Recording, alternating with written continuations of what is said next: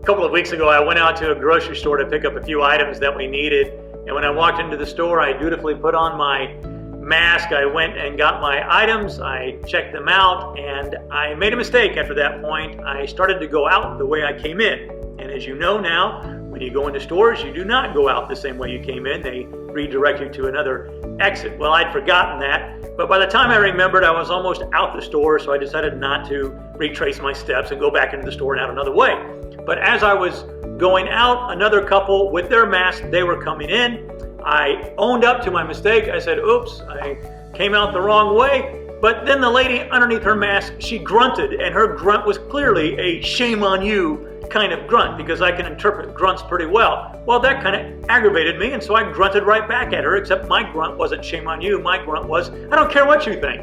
And then I went off to my car, not feeling very happy about how I behaved. You know, I wonder if as things start to reopen, if there's going to be more of that kind of thing happening as we all try to figure out what the new norms of acceptable behavior are, because what's acceptable to some people may not be acceptable to other people. How you behave when you go into a restaurant isn't real clear just yet, or when you go back to the gym, or even when you go back to church.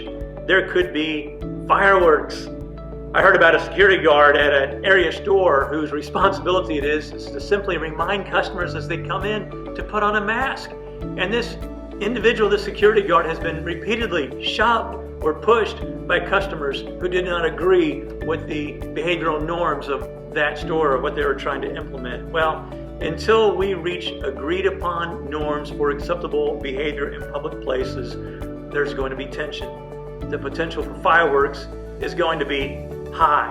At the slightest provocation, things can escalate so quickly. I've already had my first test and I did not pass with flying colors.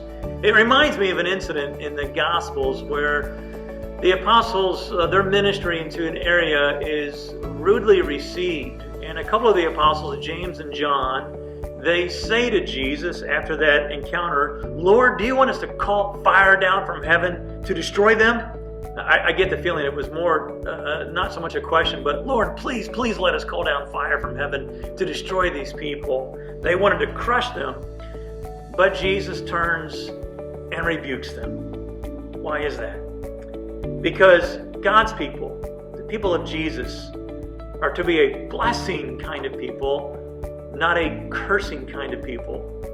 We're to be a people who bless others, not curse them. We are to be a Father, forgive them, for they know not what they do kind of people.